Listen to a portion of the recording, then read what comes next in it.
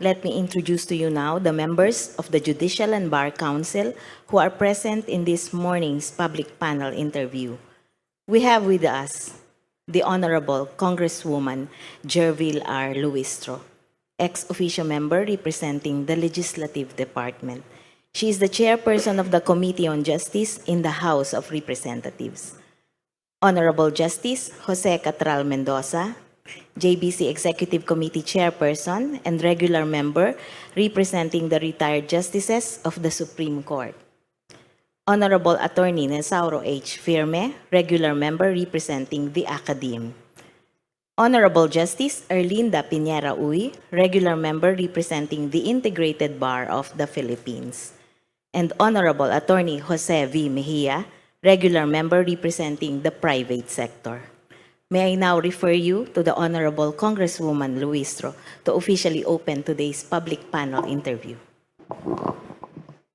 Good morning, everyone.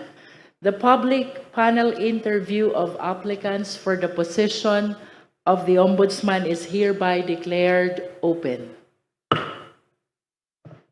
Your Honors, the candidates to be interviewed this morning are Honorable Secretary of Justice Jesus Crispin C. REMULLA and PCSO Chairperson Retired Judge Felix P. Reyes. May we request the candidates to please stand up and raise your right hand. Do you swear to tell the truth, the whole truth, and nothing but the truth in this public panel interview of the JBC? So help you God.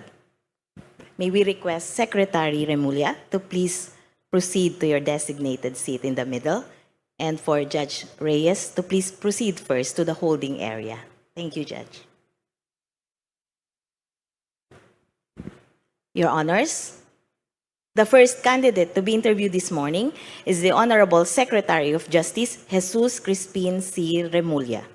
The first to interview Secretary Remulla is the Honorable Attorney Jose V. Mejia. Thank you, Attorney Cuevas. Good morning, Secretary Remulla. Good morning, sir. I understand you were asked in advance to submit your actions and plans should you be appointed as Ombudsman. No? Can you please give us the highlights of those action plans that you have submitted? Well, the most important probably is immediate. There's the immediate plans and there's the long-term plans.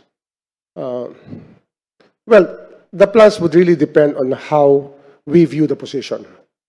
And one thing that I intend to do is to do away with the Ombudsman as the office of the Ombudsman used as a weapon against people. I think that too much politics goes on in the office of the Ombudsman. Too many cases filed in partisan politics, which some meritorious and some may not be meritorious. And I think that we have to do away with many of these that are really meant there to harass people. So the weaponization of the position should not happen and should not be countenanced. Number two, well, we have to have a system to get rid of the backlogs that are pending there, because many people cannot get a clearance for some reason, and some cases are pending for the past 3 years. And I think it's unfair for people to be left holding the bag for something that is maybe a problem with efficiency. And well, as far as the investigations are concerned, then we have to go all out on the investigating many of these, or all those who may have violated the law, investigate it motu proprio, or on complaint of other people. I think that we just have to hit the road running.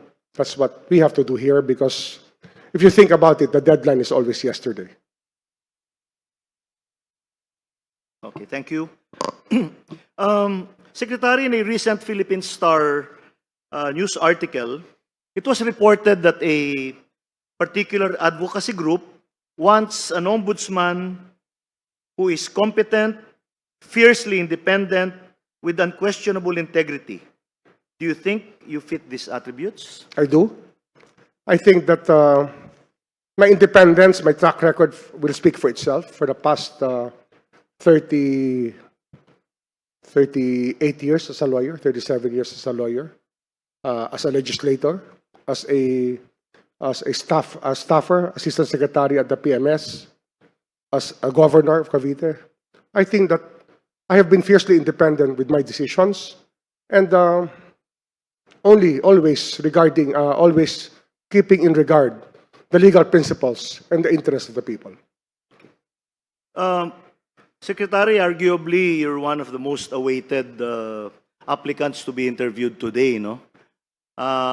And I've been receiving text messages at tingin ko po parang hati yung comment nila sa inyo. Mayroong nag-text sa akin, sabi niya sana pa-consider si Secretary Remulla, sana lang ang pag-asa natin, no, upang magkaroon ng genuine fight against graft and corruption. Meron naman nagsasabi, mamumuliti ka lang, etc. Ito po ay streamlined later, no, to the public, no. Can you please give your statement and convince the public that you are the best choice for this position? I've been in politics, elective politics, since 2004, or probably December 2003, when I started campaigning. Although I was a provincial board member, I was appointed as a provincial board member when there was a vacancy in our district, and my father had a stroke. So I had to carry the cudgels for him, at least with the people in the capital. And you'll see that there and then, I refused to run in the 1995 elections because I had other things to do. I had my law practice. I had my investments to take care of at that time, and I had a growing family. I had 5 children already at that time, and that politics did not become the main preoccupation of my life. I ran for Congress in 2003 and was elected in 2004, meaning to say I filed my candidacy in 2003. And I stayed in Congress and only stayed in one committee for the 3 terms that I was there. I was in the Rules Committee.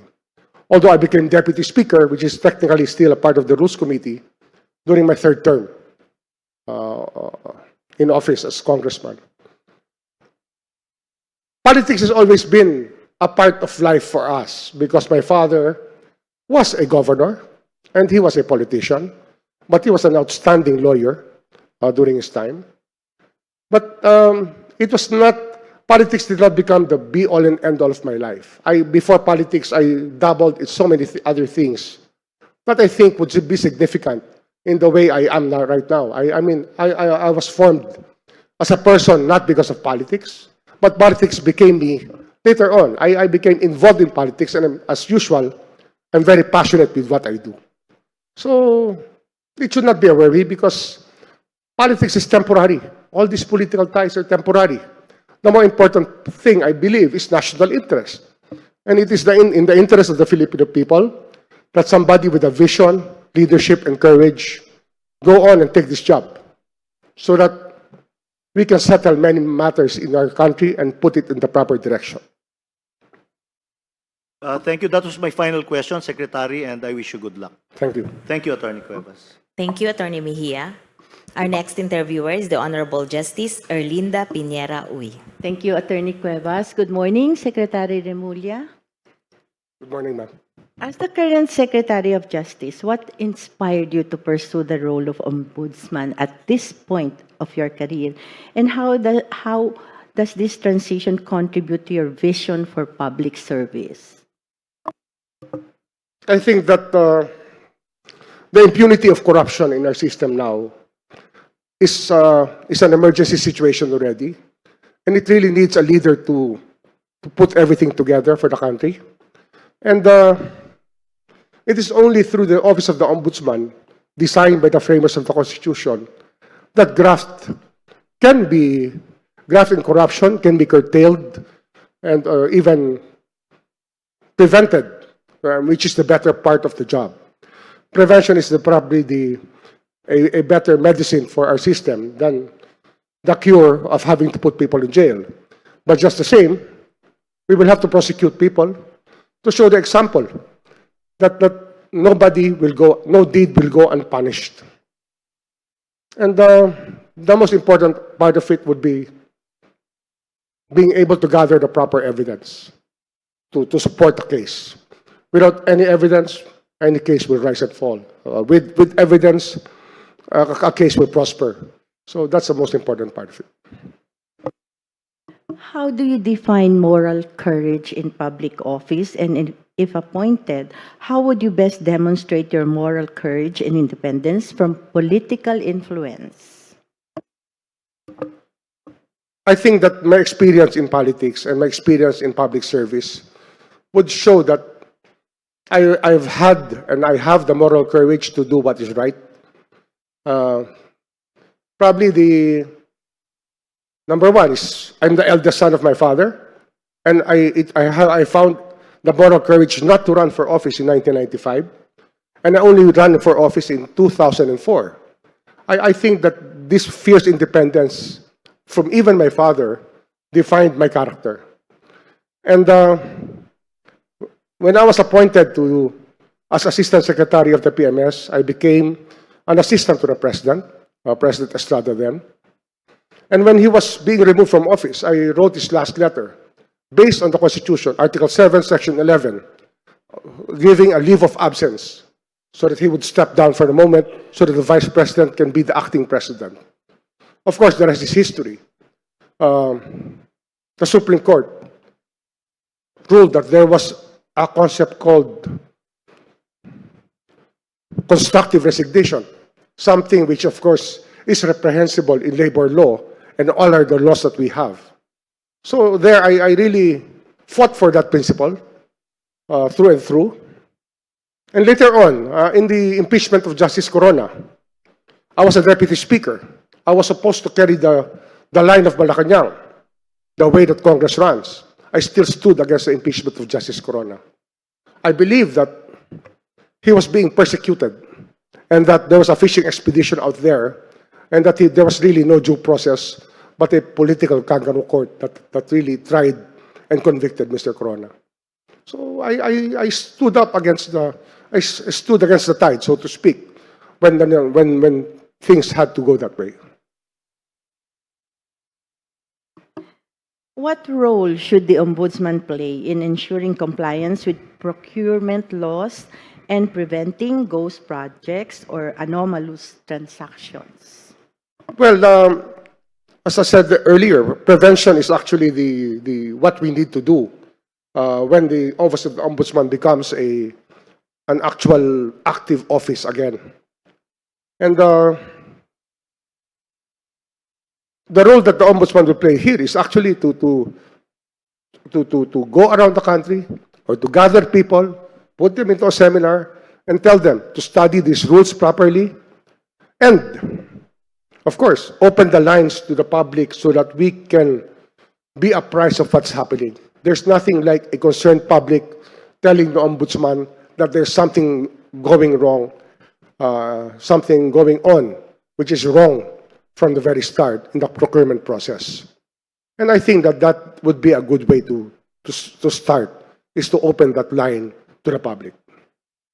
So that was my last question. Good luck to you, Secretary Remulla. Thank you, ma'am.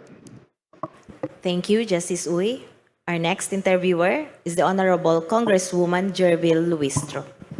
Good morning, Secretary. Good morning, ma'am. You've been a prominent political figure in Cavite, I believe for around 3 decades, as SB member, as governor, and ultimately as member of the House of Representatives representing your district. In 2022, you accepted the appointment as Secretary of Justice under the current administration. So, can you walk us through, Secretary, about your transition from being an elective official to appointive official? It was an honor to be offered the position of Secretary of Justice. Something I didn't expect. I was expecting to become the majority leader of the House of Representatives. But because of this offer, I thought that probably it's probably the pinnacle or one of the pinnacles of a lawyer's career, that he becomes a Secretary of Justice. And I accepted the position, and I accepted it as a challenge for reform. That's why I think that the JBC would be familiar with the reforms that we have instituted in the Department of Justice, and it's been a very fulfilling experience so far. Very challenging still, because of the circumstances surrounding many of the controversies that we have to face as a Department of Justice. For my second question, in 2022, the 7th District of Cavite was left without a congressional representative due to your appointment, until, of course, Congressman Ping Remulla was elected in 2023. The question, Secretary, is, if appointed as Ombudsman, you would once again be leaving an office, this time the Department of Justice. So, what assurance can you give to the Filipino people that this time, as Ombudsman, you would see your mandate through and not relinquish it prematurely? I actually wasn't thinking of being Ombudsman when I accepted the post of Secretary of Justice. I wanted to stay for the whole 6 years. But when I saw what was happening to our country, I saw the impunity of corruption. I thought that it might be the highest form of public service to offer myself as available for the position. Of course, it will depend on many factors, if I will be appointed or not. But I believe that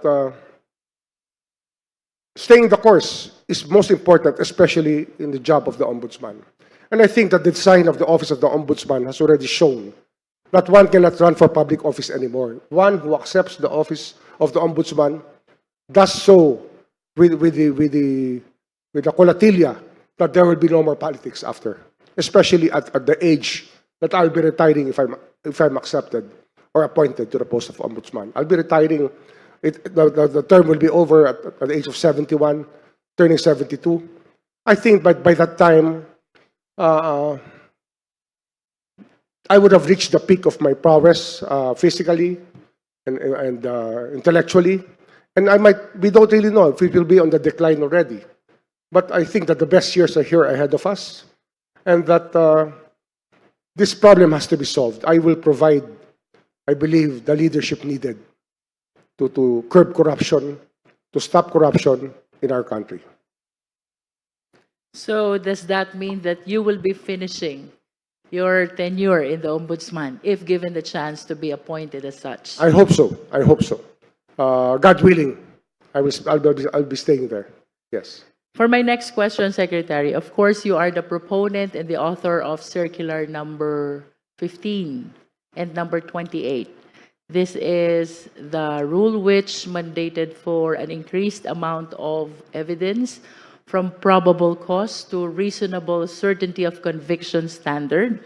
The question is, Secretary, is if appointed as Ombudsman, would you adopt the same standard of evidence in the prosecution in the office of the Ombudsman?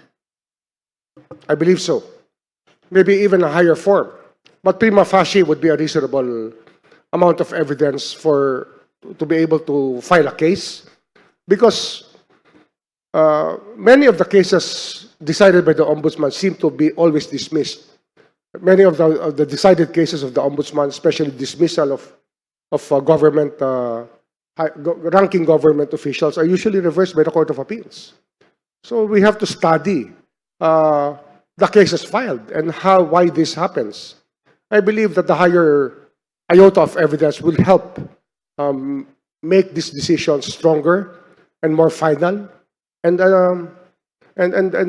have an imprint on people that the Ombudsman means business. For the next question, Secretary, under the 2022 rules of the Ombudsman, I'm sure you are aware of this. the committee reports from Congress should be subjected to case build-up. And the same should be considered non-adversarial and should not be docketed yet. However, that rule has been changed.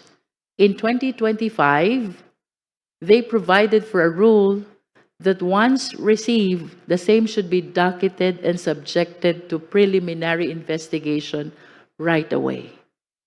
If given the chance to be the next ombudsman, which rule are you going to adopt?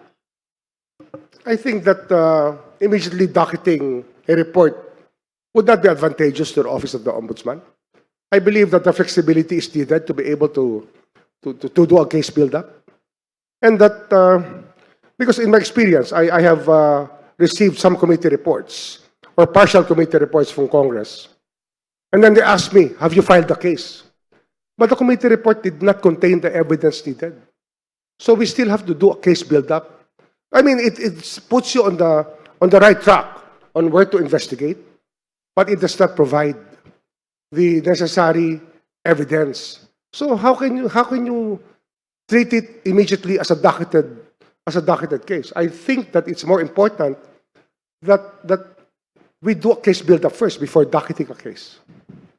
Similarly, Secretary, the Commission on Audit is transmitting their decision to the Ombudsman. But it is not clear as well under the rules of the Ombudsman whether the same should be treated for purposes of preliminary investigation right away or otherwise. What is your opinion with respect to the appreciation that the Ombudsman should be giving to the decision of the Commission on Audit? There should immediately be a case conference between the COA and the Office of the Ombudsman to determine if the acts or if the disallowance that's contained in any COA report is actionable or not. I think that's most important. If there is a case conference to clear the issues that have been raised in the COA report, I think that it will go a longer way. That single meeting will go a long way in determining whether a case is actionable or not. By case conference, Secretary, does that mean that you will be subjecting the same to a case build-up before the same can be considered for preliminary investigation? Definitely, because we will have to prosecute it in court. We will have to present the evidence. If we do not believe in our evidence, how can we pursue it relentlessly, tirelessly, and passionately? I think that having a very dreary way of presenting evidence is not the way to win a case. And given the very challenging task and mandate to the Office of the Ombudsman, I wish to ask, Secretary, would you advocate for a power to issue subpoena of bank records for Ombudsman? I believe that that power exists already. I mean, the power to get bank records exists already with the Office of the Ombudsman. Nonetheless, Mr. Secretary, with all due respect, there is a Supreme Court decision which says that the same is still subject to the court order. So, in my interpretation, it went back to the original jurisprudence that it has to be a court order which will allow us to look into the bank records given the stringent requirement of the bank secrecy law. If you will be given the chance to propose a legislative measure, would you want that the Ombudsman be given the power to subpoena bank records without necessarily securing for a court order? I would advocate that.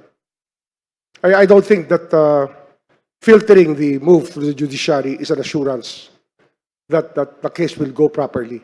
I think that the immediacy of the action is what is needed here, so that the momentum in building up a case will not be lost by having to go through a court process which can take forever sometimes. Not always, but sometimes.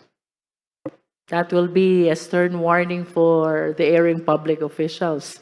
And for my last question, Secretary, it is also tedious to secure a freeze order, which is being initiated by AMLA I believe this is with the Court of Appeals.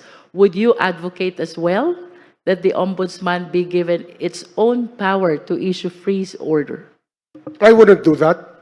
What I would do is, if it's a property, I would annotate it in the title. If it's money, I would give notice to the bank that that account is under investigation, and then go to the court for an actual freeze order. I think that that draws the line already, because that's already going into the control process of a property or monies that are in question. So I think that a court order would suffice in that case, or would be needed in that case. Last question, Secretary. Of course, all the applicants are qualified. As a matter of fact, the JBC is tasked to select and nominate the best qualified to the position of the Ombudsman. Ano pong meron kayo na wala ang ibang applicants? I haven't gone into the credentials of my co-applicants, but what I have is leadership. I think that I have been a leader for most of my life. I have gotten things done. I have a transformative type of leadership that I want to use for this office, and that's the first. I think that's the most important attribute that will set me apart from the others. Thank you, Mr. Secretary, and good luck on your application. Thank you, ma'am. Thank you, Congresswoman Luistro. Our next interviewer is the Honorable Attorney Nesauro H. Firme. Thank you, Attorney Marife. Good afternoon, Secretary. Sorry, good morning. Good morning. Good morning. Yeah. May hangover pa ako nung kahapon. I have two sets of questions, Secretary. One comes from the good Senator Alan Peter Cayetano, and he would like to know your stand on the lifestyle check. As you understand, it has been in the news recently. So what is your stand on that? I advocated that 24 years ago when I was working with President Erap, after he was removed from office. And it was one of the issues. The issue of corruption was then very hot when President Erap was removed from office or taken away from office. And I advocated the lifestyle check, and it became a conversation piece, at least for that time. But of course, I did not have the office to be able to enforce it. I was then a chief of staff in the Senate. I was chief of staff of Senator Luisa Ejercito Estrada. So thank you, Secretary. I'll be asking my own questions. Number one, so if appointed as the Ombudsman, what can the stakeholders expect from you? Well, a lot of action. I think that we will be incessant in our effort to curb corruption. I think that the presence of the Ombudsman will be felt everywhere. We will do what it takes to be able to solve this problem that the country is facing right now. I think that from the barangay level up, it's just a wave of corruption hitting this country right now. And I think that it is possible to really do something about it. And I go to work every day. I like working, and I'm always passionate about what I do. So expect a lot of passion in this job. So some of the questions, by the way, I'm reading the questions to all applicants, no? To be fair to everyone. But some of the questions here have been covered, so I'll go to the next one. So I noticed, and sifting through your records, you've been in politics, you've been an elected government official. Your children are also elected now, no, as congresswoman and vice governor, correct? Or governor? My youngest son is the governor right now. Yeah. And I have another son who's a congressman. Yes. And another daughter who is the vice mayor in Vice my mayor. mother's hometown. Okay. So now my question now would be, and how apolitical are you? Are you a political or apolitical individual person? I think that I am looked upon as a leader more than a politician. I think that's what I provide to the province. I am the most senior among the politicians in our province. And that's why I think that I provide the leadership and the direction of many of our people there. And I can always walk away from politics the way I've done before. When I was expected to take the cudgels for my father in 1995 to run for office, I refused to run for office because it is not the right time and it's not the right thing to do. And I think that I've stood by that principle that politics can take seconds, a back seat to the more urgent things that we have to do. Thank you.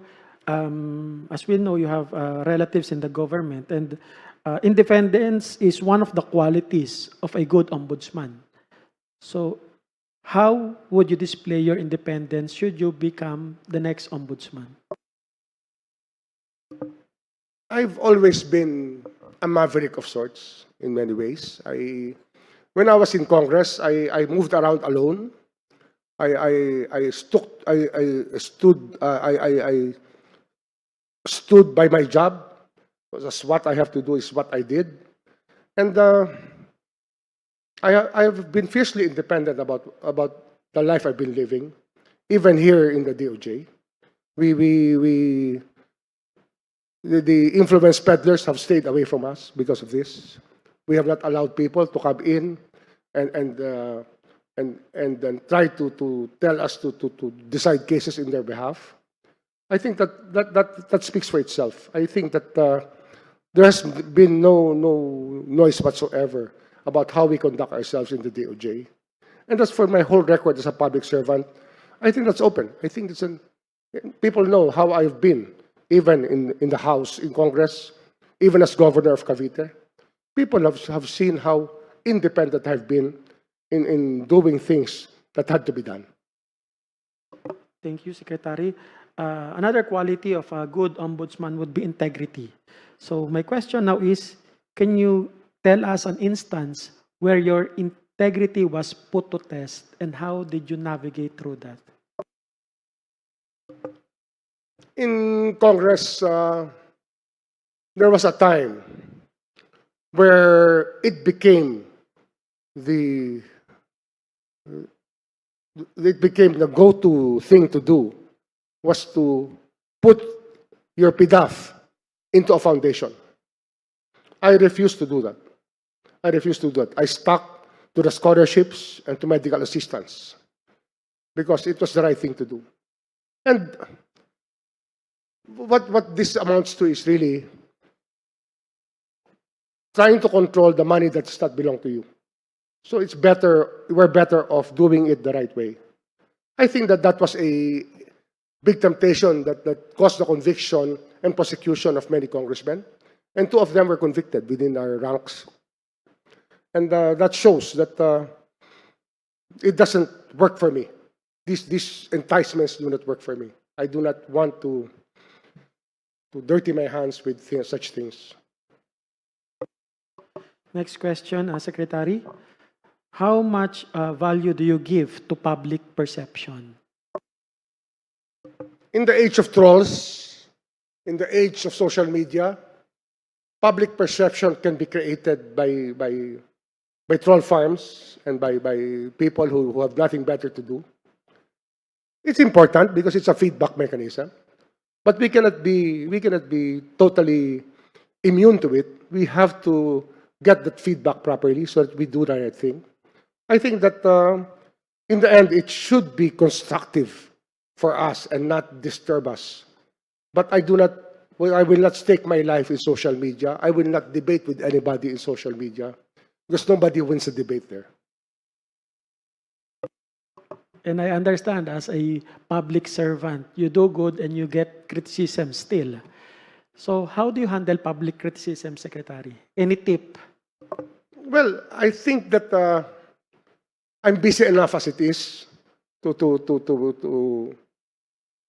be able to accomplish the things that I have to do. And that if I just start answering these criticisms or just reading all of them, I will lose all the time in the world. I don't think that it's right for people like me to trifle with it, because there's a job to do, always a bigger job to do. So let us assume, Secretary, you are now the Ombudsman. You have been appointed. No? And it's already 2029. In other words, tumawid na tayo to the next administration. So I have 5 things here in mind, and I want you to rank them accordingly. No? One being the most significant as far as you are concerned. Number 5 would be the least significant, not necessarily immaterial or irrelevant. No? So number 1 would be the President that appointed you to this post. Number 2 would be the sitting president, so the next president, that is. No? Number 3, the public, no? Including, of course, their perception. Number 4 would be the safety of your family. And number 5, your personal goal, your vision and mission to the office. I think that there must be one more number there. That's the country. What we can do for the country. After the country, I think that we have to stand by the vision that we need to fulfill. The family is very important, in the sense that, in the end, that's the only thing that we have left when we walk away from where we are. So that's why it's important also. The presidents come and go. The sitting president who appointed me, if I will be appointed, will be proud of me. I think that that's the more important thing, is that the president who appointed me will be proud of what I am doing and what I have done. And the sitting president, hopefully, will also appreciate what there is, what we've done for the country. So that's the order by which I would look at my life. Sorry. Thank you. So I'm sure there will be a lot of persons who will be helping you to get this post. So question now is, would you have the courage, the guts and nerve to file cases against these persons who were instrumental in you getting this ombudsman post? I think that is not cases are there because they have to be filed. And if the evidence is out in the open, it's already established, what stops us from doing the right thing? But we will do what we have to do. I think that's the ultimate job of the ombudsman. Last question, Mr. Secretary. So now you are the ombudsman. So what significant development in your life do you think that would make you decide to quit the post? Meaning to say you would not finish the 7-year term. Maybe my health only. If my health will not be cooperative, but so far, I've been very healthy. I have weathered a lot of storms in terms of my physical well-being. But that's the only thing that can stop me. But otherwise, I want to stay put. Thank you, Thank and good you. luck, Secretary. Thank you, Attorney Firme. Our last interviewer is the Honorable Justice Jose Catral Mendoza. Thank you very much, Attorney Marife. Good morning, Secretary. Morning, sir. I represent the retired justices of the Supreme Court, and some of them, of course, their questions through me, addressed to you. One question is, can you distinguish the right to remain silent from the right against self-incrimination? That's a situation. That's what the situation would call for. I believe that a person who has been arrested should invoke that right to remain silent until he is able to get counsel. And the right to self-incrimination will be in other fora. I think that the right to remain silent would be custodial in nature, and the right against self-incrimination would be in other fora. In your view, it is the forum where you invoke one and the other. Well, like the Senate hearings yesterday, or the House hearings, if they want to remain silent, I mean, you cannot force them. It's the right against self-incrimination. If they invoke it, people have to respect it. I think that our legal system has provided for that.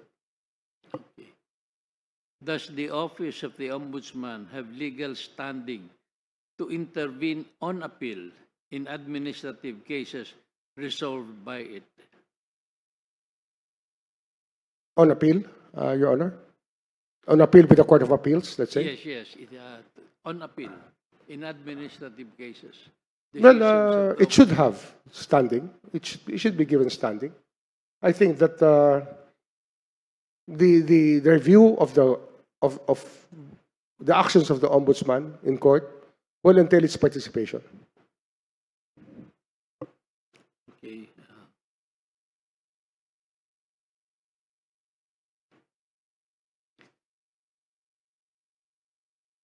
Can the doctrine of condonation be applied motu proprio by the Office of the Ombudsman?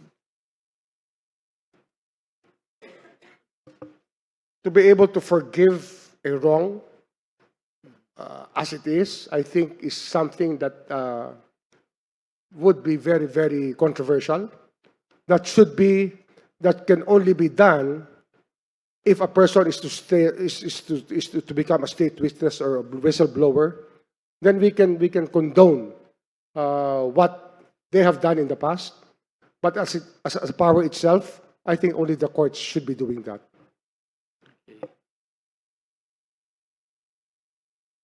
Is the final and unappealable decision of the Office of the Ombudsman still be the subject of a judicial review?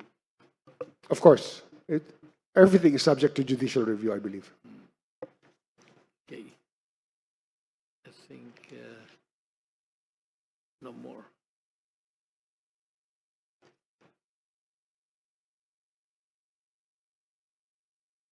Executive Order number 226 institutionalized the doctrine of command responsibility.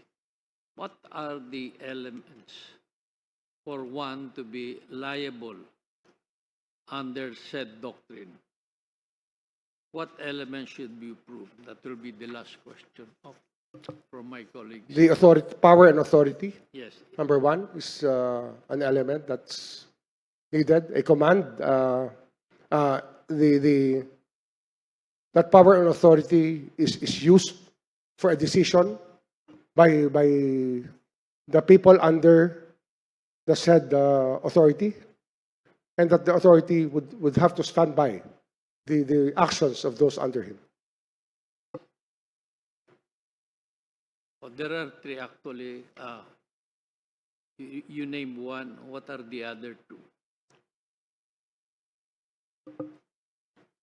An questionable action or action committed by underlings that may have been questioned later on.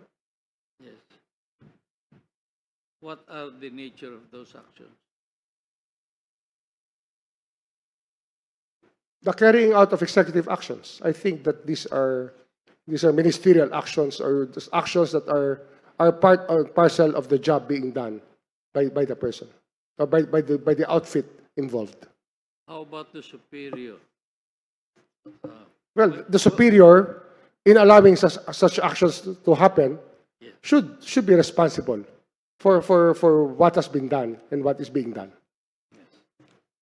And the last one is that he must not have direct participation.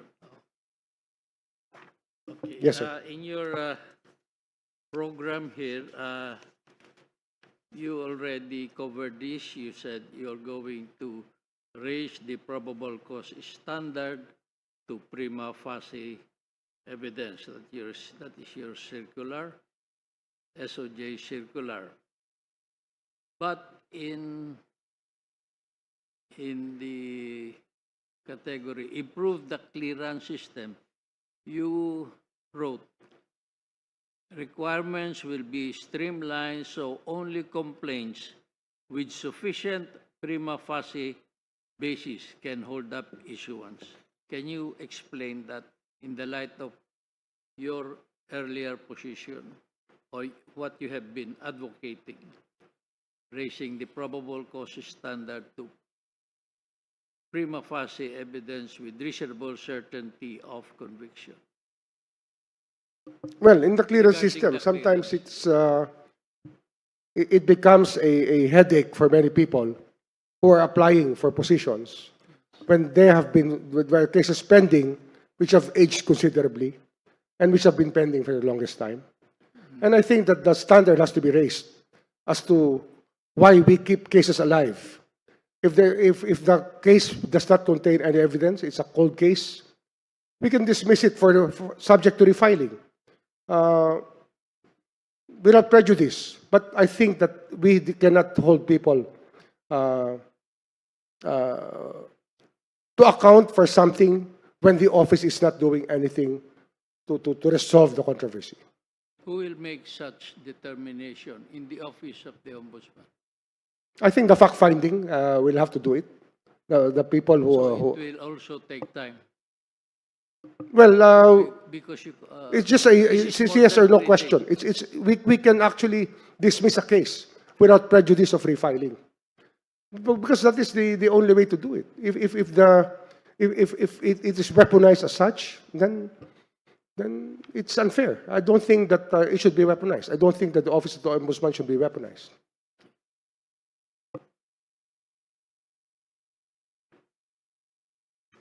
Okay.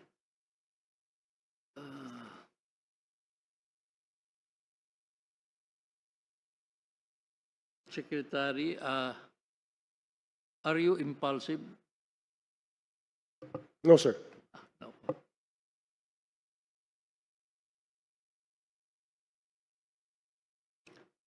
In your line of work before, as a legislator, as a secretary, have you experienced stress or pressure? And how did you handle them? Stress and pressure are always part of the job, I believe.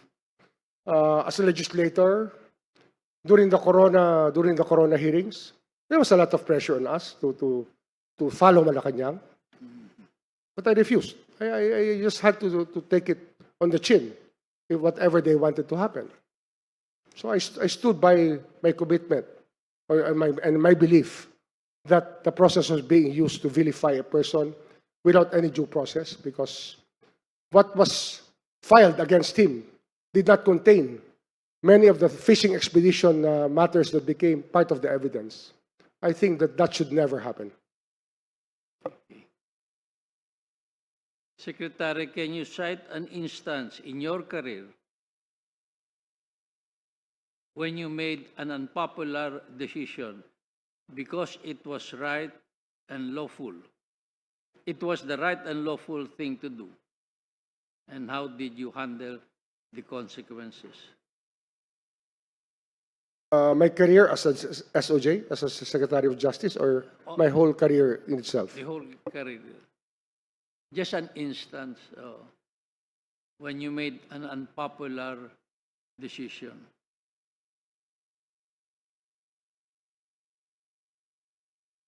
Well, as governor, I had to fire people who were there for the longest time, but I just had to do it. It's very unpopular. I mean, for the old timers in the capital, they frowned upon my action, but I think I was proven right.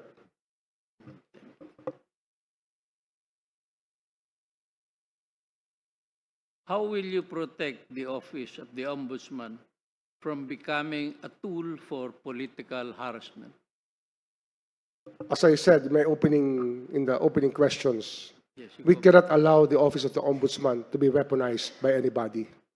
It should not be a tool for political battles, but people who want to really file a case should produce the evidence needed and should assist the Ombudsman in coming up with the evidence. And if there's no evidence, then we have to dismiss these cases.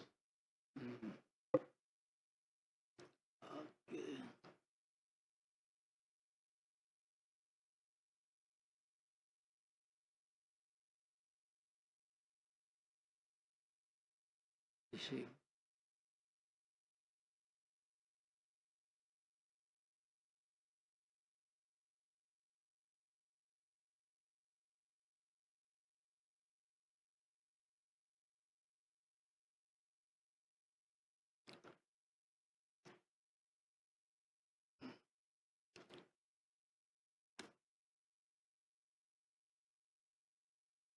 Secretary, what is emotional quotient, if you know? What is your understanding? Ganun na lang. Emotional quotient is EQ, or they call EQ, is a trait of a person who knows how to, in dealing with his peers and fellow man. I think that the sensitivity is very important in how we treat our peers and our fellow men. And that's the emotional quotient that is required from many of us in the jobs that we do, and probably most demanded from a politician. Do you possess such quality? I would believe so, sir. Thank you.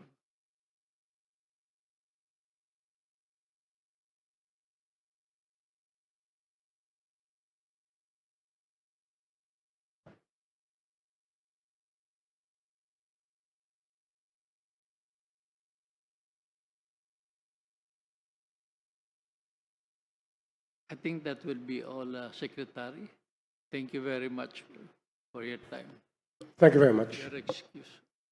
Thank you, Justice Mendoza, and thank you, Secretary Remulla.